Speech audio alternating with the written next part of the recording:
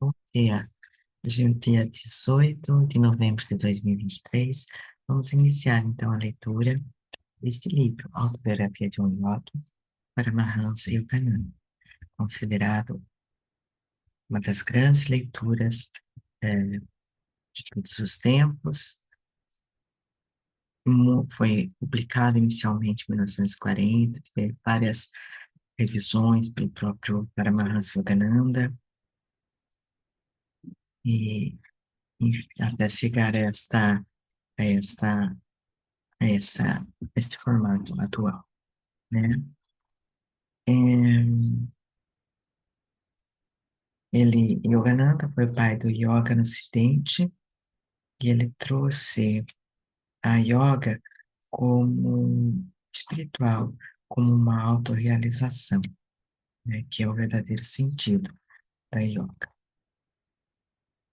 Bom, é, é um estudo fascinante, comentado com clareza, engenhosamente descrito, né, inspirante estilo oriental. Enfim, tem muitos e muitos comentários sobre este livro. É,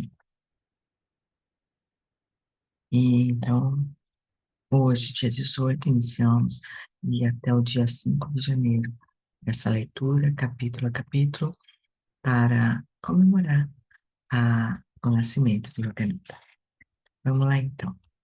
Iniciando o capítulo 1, Meus pais e minha infância. Os traços característicos da cultura indiana têm sido desde sempre a busca das verdades últimas e a concomitante relação entre guru e discípulo. Meu próprio caminho conduziu-me a um sábio semelhante a Cristo. Sua bela vida foi modelada para o benefício de todas as épocas. Foi ele um dos grandes mestres que constituem a mais autêntica riqueza da Índia, e que, surgindo em todas as gerações, ergueram as fortificações que evitaram para sua terra o destino que sofreram o antigo Egito e a Babilônia. Minhas recordações mais antigas abrangem traços anacrônicos de uma encarnação anterior. Lembro-me claramente de uma existência longínqua em que eu era um yogi, entre as neves do Himalaia. Esses lampejos do passado, por alguma ligação não dimensionável, permitiram-me também vislumbres do futuro. Ainda me lembro das indefesas humilhações da infância. Era com ressentimento que eu tinha consciência de ser incapaz de me locomover e de me expressar livremente. Sucessivas ondas de oração erguiam-se dentro de mim ao reconhecer essa impotência física. Minha forte vida emocional exprimiu-se mentalmente em palavras de muitas línguas. Entre a confusão interna de idiomas, habituei-me pouco a pouco a ouvir as sílabas bengales do meu povo. Como se engana os adultos ao avaliar o alcance da mente infantil, considerando-a limitada aos brinquedos e aos dedinhos do pé. A efervescência psicológica e meu corpo desobediente levaram-me muitas e obstinadas crises de choro. Recordo-me da desorientação e do assombro que meu desespero provocava em toda a família. Lembranças mais felizes também se acumulam. Os carinhos de minha mãe, as primeiras tentativas que fiz para balbuciar palavras e dar os primeiros passos. Esses triunfos infantis, normalmente logo esquecidos, nos dão, entretanto, um alicerce natural de autoconfiança. O grande alcance da minha memória não é o caso único. Sabe-se de muitos iogues que conservaram ininterruptamente a consciência de si mesmos durante a dramática transição da vida para a morte e de uma vida para outra. Se o homem é apenas um corpo, a perda desse corpo realmente seria para ele o fim da sua identidade. Se, porém, no decurso de milênios, os profetas falaram a verdade, o homem é essencialmente uma alma, incorpórea e onipresente. Apesar de insólitas recordações nítidas da minha primeira infância, não são extremamente raras. Durante minhas viagens por numerosos países, ouvi, de lábios de homens e mulheres verazes, o testemunho de recordações que remontam à mais tenra idade. Nasci 5 de janeiro de 1893 em Gorakhpur, no nordeste da Índia, perto das montanhas do Himalaia. Ali passei meus primeiros 8 anos. Éramos 8 irmãos, 4 meninas e 4 meninos. Eu, Mukunda Lal Koti, fui o quarto a nascer e o segundo varão. Esse nome foi substituído em 1915 por Yogananda, por o nome de Yogananda, quando entrou na ordem monástica dos Swamis. E, e também recebeu um título religioso de Paramahansa. Meu pai e minha mãe eram bengalis da casta Kshatriya, casta tradicional de governantes e guerreiros. Ambos foram abençoados com uma natureza santa. Mútuo amor que os uniu, tranquilo e digno, nunca se expressou com frivolidade. Sua harmonia conjugal perfeita era o foco de serenidade em torno do qual girava o tumulto de 8 filhos pequenos. Meu pai, Bhagavati Charangotti, era bondoso, sério, às vezes rigoroso. Embora lhe tivéssemos muito amor, nós crianças mantínhamos para com ele certa distância e beirava a reverência. Excepcional em matemática e lógica, ele guiava-se principalmente por seu intelecto. Minha mãe, porém, era uma rainha de corações e nos educou inteiramente pelo amor. Depois que ela morreu, papai externou mais sua afeição interior. Notei que seu olhar muitas vezes parecia metamorfosear-se no olhar de minha mãe. Foi em presença de mamãe que travamos os primeiros contatos agridoces com as escrituras. Ela recorria ao Mahabharata e ao Ramayana, que são poemas épicos, mitologia da filosofia da Índia. Para dali retirar histórias adequadas às exigências disciplinares. Nessas ocasiões, instrução e castigo caminhavam de mãos dadas. Em sinal de respeito por meu pai, mamãe nos vestia cuidadosamente todas as tardes para recebê-lo ao regressar do escritório. O cargo por ele ocupado era equiparável ao de vice-presidente em uma das maiores companhias ferroviárias da Índia, a de Bengala Nagpur. Seu trabalho implicava fazer viagens. Nossa família viveu em diversas cidades durante minha meninice. Mamãe tinha mão aberta para os necessitados. Papai também era caridoso, mas seu respeito à lei e à ordem se estendia ao orçamento doméstico. Certa quinzena, mamãe gastou alimentando os pobres mais do que a renda mensal de papai. Por favor, tudo o que peço é que seja caridosa dentro dos limites razoáveis. Mesmo uma repreensão suave de seu esposo era de suma gravidade para minha mãe. Sem revelar aos filhos seu desacordo com o papai, ela fez vir uma carruagem de aluguel. Adeus, vou-me embora para a casa da minha mãe. Antiquíssimo ultimato. Rompemos em lamentos estupefatos. Nosso tio materno chegou no momento oportuno. Segredou a meu pai algum sábio conselho, certamente provindo de priscas eras. Depois de papai ter pronunciado algumas palavras de conciliação, mamãe alegremente dispensou a carruagem. Assim terminou a única divergência de que Autobiografia de um yogi. Eu já li esse livro, que foi a coisa que. Ixi, será que- sim, estou agora no primeiro capítulo, contando a infância de Yogananda, tá? Então, vamos continuar. Seja bem-vinda, Elizabeth, gratidão pela presença. Vamos lá. Assim terminou a única divergência de que tive conhecimento entre meus pais, mas recordo-me de uma discussão característica. Por favor, preciso de 10 rúpias para dar a uma pobre mulher que veio bater à nossa porta. O sorriso de mamãe era persuasivo. Por que 10 rúpias? Uma é o bastante, papai acrescentou uma justificação. Quando meu pai e meus avós faleceram subitamente, eu soube pela primeira vez o que era pobreza. De manhã comia unicamente uma pequena banana antes de caminhar vários quilômetros até a escola. Mais tarde, na universidade, sofri tantas privações que me vi forçado a pedir a um abastado juiz o auxílio de uma rúpia por mês.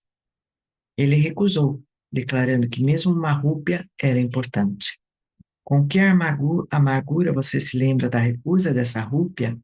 O coração de minha mãe teve uma lógica instantânea.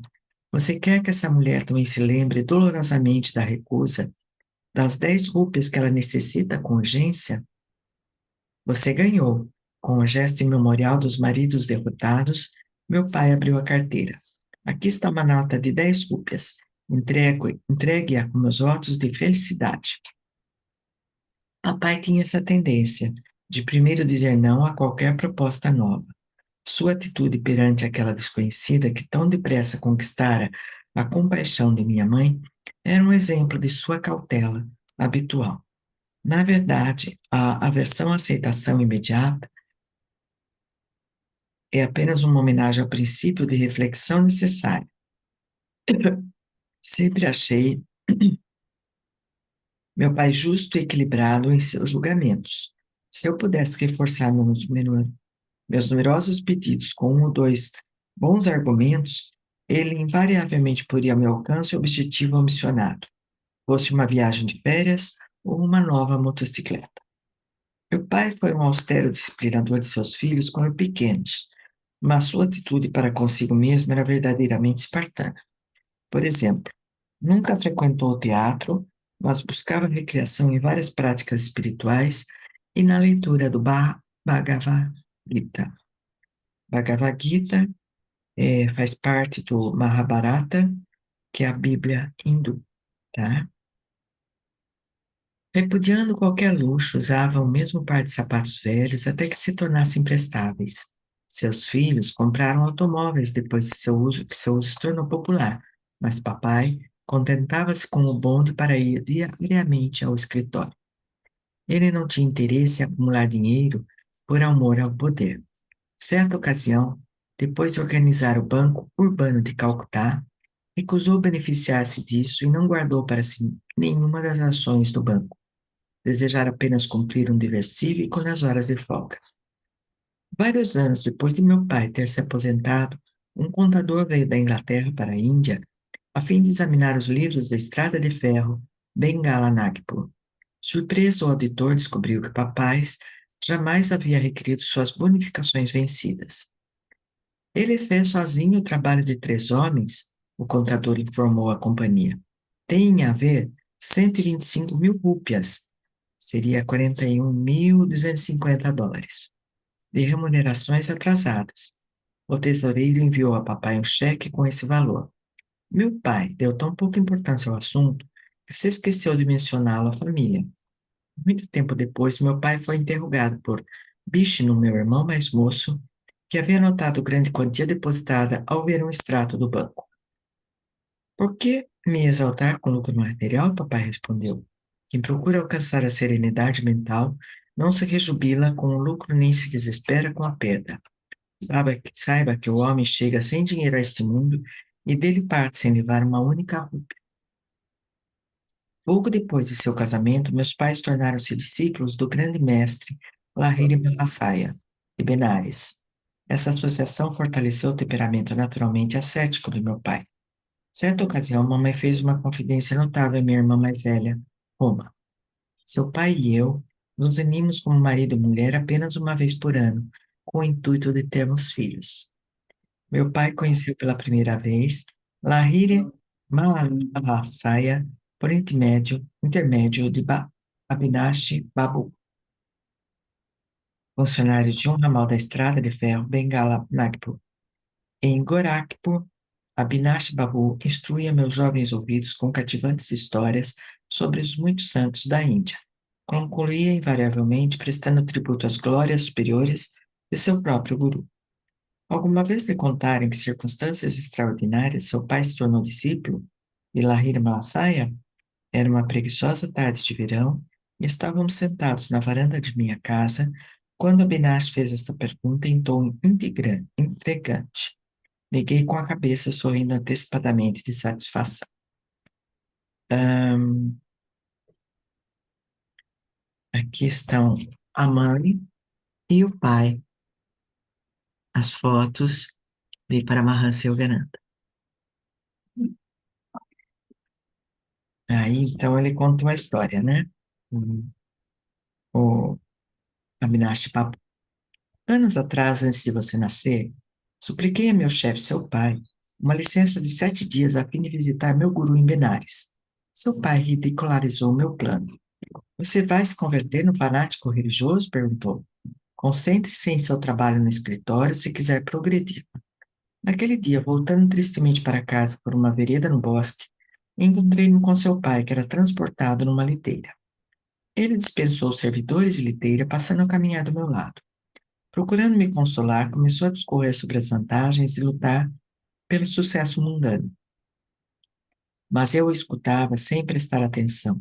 Meu coração repetia: Lahiri Mahasaya, não posso viver sem te ver. O caminho levou-nos à orla de um campo tranquilo, onde os raios do sol, ao entardecer, coroavam a ondulante elevação do capim-bravo. Paramos em admiração, e ali no campo, a alguns metros de nós, apareceu subitamente a forma do meu grande guru. Bhagavati, você é muito duro com seus funcionários? A voz ressoava em nossos ouvidos atônitos. Meu guru desapareceu tão misteriosamente como viera. De joelho eu exclamava, Lahiri Mahasaya, Lahiri Mahasaya. Durante alguns momentos, seu pai ficou imobilizado pela sombra. Abinash, além de conceder sua licença, concedo também a minha, a fim de ir amanhã, irmos amanhã para Benares. Preciso conhecer esse grande Lahiri Mahasaya, capaz de se materializar à vontade para interceder por você. Levarei minha esposa e pedirei a esse mestre que nos inicie na senda espiritual. Você nos levará até ele? Sem dúvida. Eu transbordava de alegria ante a resposta miraculosa à minha prece e a rápida e favorável alteração no curso dos acontecimentos. Na noite seguinte, seus pais e eu viajamos de trem para Benares. Chegando lá no outro dia, contratamos um trole para cobrir parte do caminho. Depois tivemos que andar por ruelas estreitas para chegar à isolada moradia de meu guru. Entrando em sua pequena sala, fizemos uma reverência ao mestre, firme na habitual postura de lótus. Ele piscou os olhos penetrantes e os fixou em seu pai. Bhagavati, Bhagavati, você é muito duro com seu funcionário. As palavras eram as mesmas pronunciadas 2 dias antes no campo de Gorakpo. E acrescentou: Alegro-me por haver permitido a Abinashi visitar e terem vindo, você e sua esposa, em companhia dele. Para a alegria dos dois, iniciou-se na prática espiritual de Kriya Yoga, que é uma técnica iniciada por Lahiri Mahasaya. Essa técnica calma e permite às pessoas uma crescente consciência cósmica. Seu pai e eu, como discípulos espirituais, temos sido amigos íntimos desde o memorável dia da visão.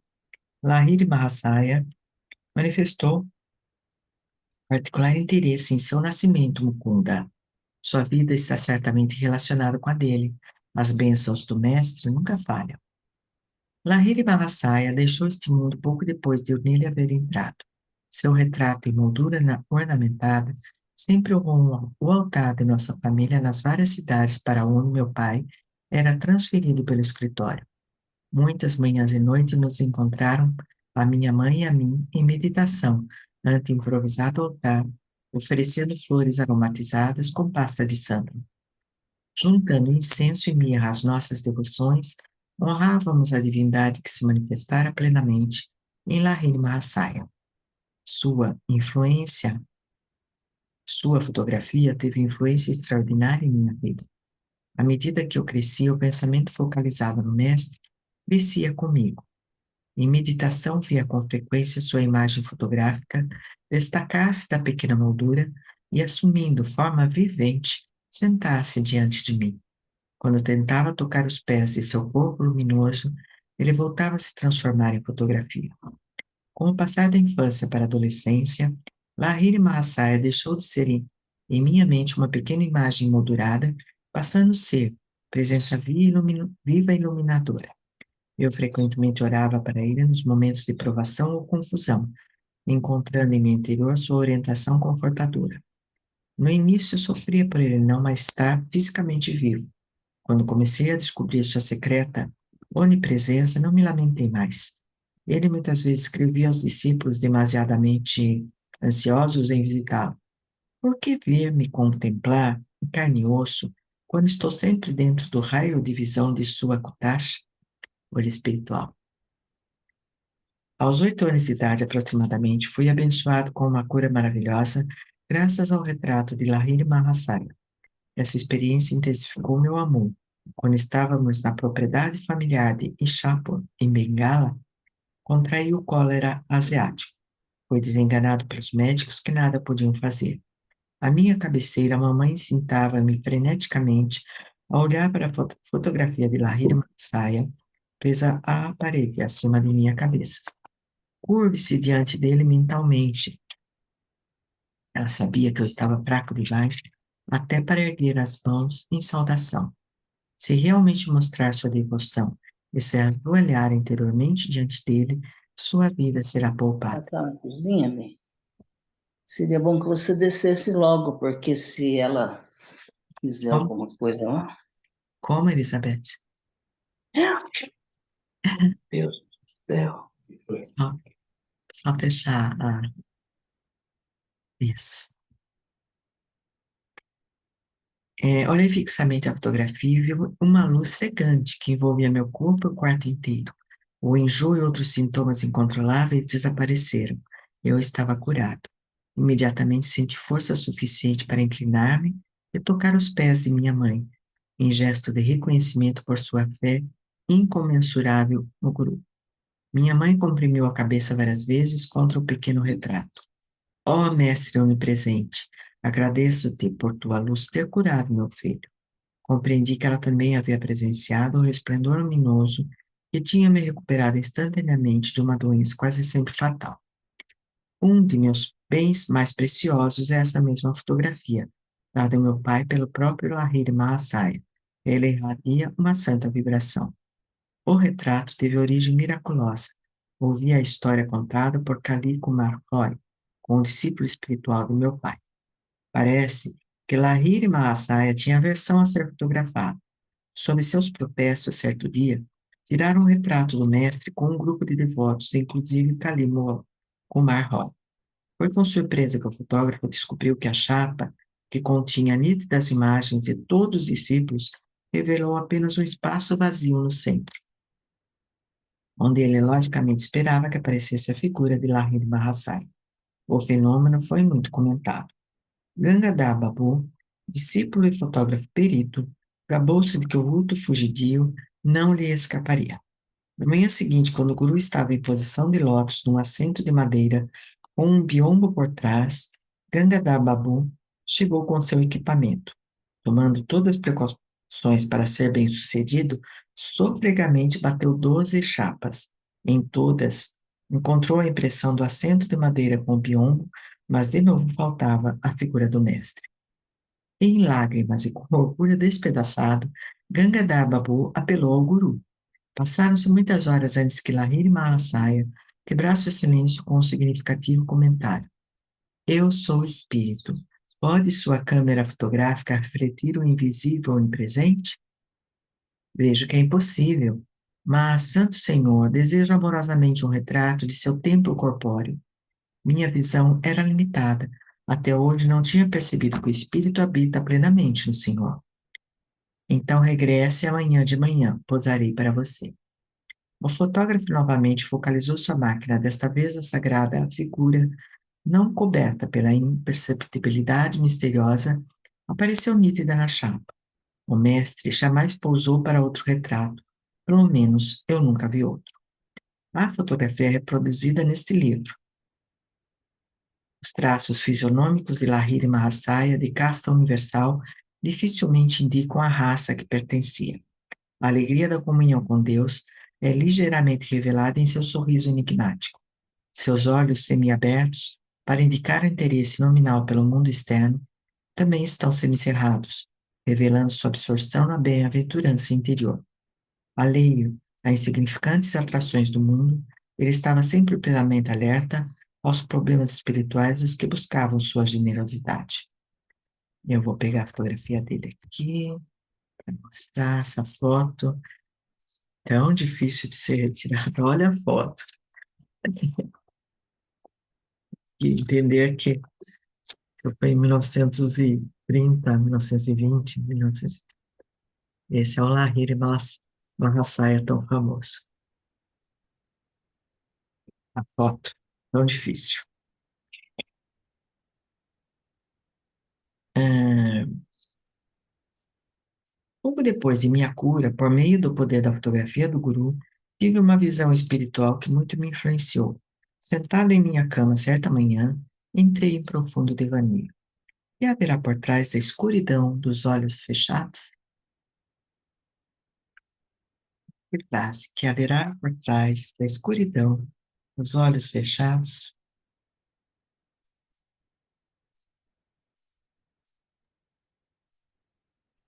Esse pensamento inquiridor entrou com força em minha mente. Um imenso clarão de luz manifestou-se instantaneamente em minha visão interior. E vi nas figuras de santos sentados numa postura de meditação em cavernas de montanhas, passavam como imagens de um filme em miniatura na grande tela brilhante dentro da minha testa. Quem são vocês? Perguntou em voz alta. Somos yogis do Himalaia. É difícil descrever a resposta celestial. Meu coração vibrava. Ah, como anseio ir ao Himalaia e tornar-me um de vocês. A visão desapareceu, mas os raios prateados expandiram-se em círculos cada vez maiores até o infinito. Que maravilhoso esplendor é este? Eu sou Ishvara. Eu sou luz. A voz era de nuvens murmurantes. Esse nome, Ishvara, em sânscrito, indica Deus em seu aspecto de regente cósmico. Existem milhares de nomes para designar Deus, e cada um tem um significado profundo, né? Quero unir-me a ti, do lento desvanecer-se do meu êxtase divino, ficou-me um legado permanente da inspiração para buscar a Deus. Ele é a alegria eterna, sempre renovada. Esta lembrança perdurou longamente após o dia do arrebatamento místico. Outra recordação de minha infância literalmente marcante, tanto que carrego sua cicatriz até hoje. Certa manhã, bem cedo, minha segunda irmã mais velha, Uma, estava sentada comigo sob uma árvore de mim, em nossa casa de coral. Minha é usada como remédio, né? Ela me ajudava no estudo de minha primeira cartilha em Mengale, nos momentos em que eu consentia desviar minha vista de alguns papagaios que por ali perto bicavam os frutos maduros da amargoseira, porque minha é bem amarga. Queixou-se Ima do inchaço em sua perna e foi buscar um frasco de unguento. Untei meu antebraço com um pouco da pomada. Por que você esfrega remédio num braço sadio? Bem, minha irmã, sinto que amanhã vou ter um furúnculo. Estou experimentando unguento no lugar onde a inflamação vai aparecer. Seu mentirosinho. Mana, não me chame de mentiroso até ver o que acontecerá amanhã. A indignação tomou conta de mim. Sem se deixar impressionar, Uma repetiu 3 vezes a ofensa. Uma resolução inflexível soou em minha voz quando lhe disse lentamente: pelo poder da vontade em mim, afirmo que amanhã terei um enorme furúnculo exatamente neste lugar de meu braço. E o seu furúnculo estará 2 vezes mais inchado que hoje. Veja bem, isso na infância, né? Aquele criança, com 6 anos. Na manhã seguinte, me encontrou, a manhã seguinte me encontrou com um robusto furúnculo no lugar indicado. O idioma, Uma, tinha duplicado suas dimensões. Com um grito, minha irmã correu para a mamãe. Mukunda converteu-se em adepto de magia negra. Muito séria, mamãe instruiu-me a jamais usar o poder da palavra para fazer o mal. Sempre recordei seu conselho e o segui. Um cirurgião lancetou meu furúnculo. Uma cicatriz visível até hoje mostra onde o médico fez a incisão. Em meu antebraço direito existe um constante lembrete do poder existente na pura palavra humana. Aquelas frases simples e aparentemente inofensivas a uma, pronunciadas com profunda concentração, tiveram suficiente força oculta para explodir como bombas e produzir efeitos definidos, embora prejudiciais. Mais tarde compreendi que o explosivo poder vibratório da fala poderia ser sabiamente dirigido para libertar nossa vida de dificuldades e assim operar sem deixar cicatrizes ou censuras.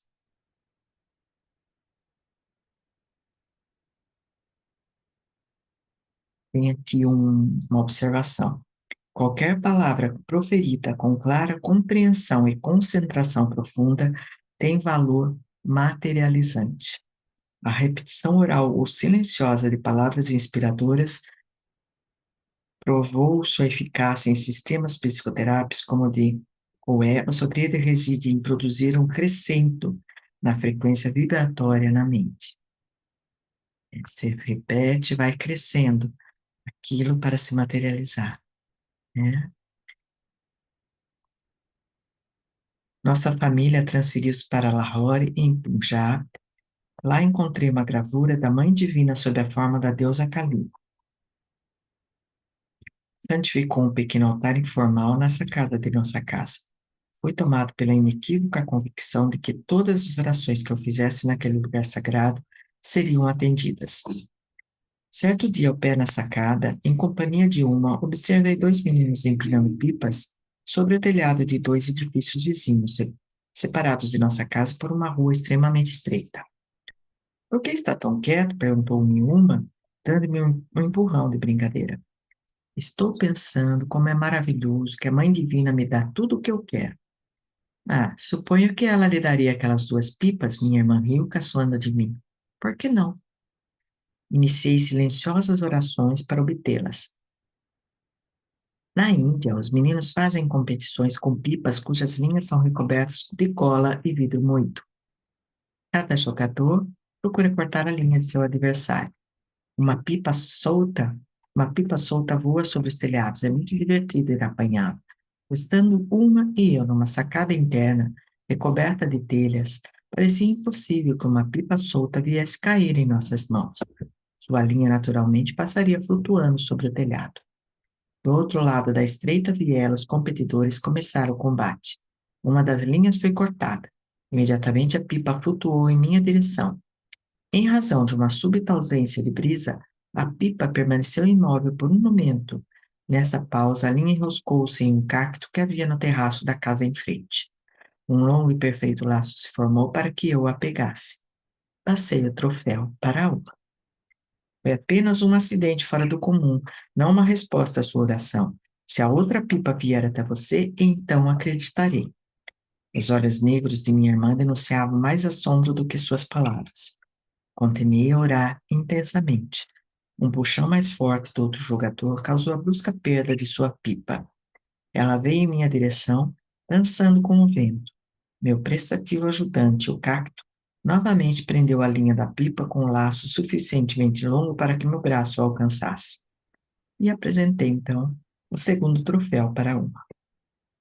Realmente, Mãe Divina, escuta você. É tudo misterioso demais para mim. E minha irmã disparou a correr como uma coça assustada. Assim termina o primeiro capítulo.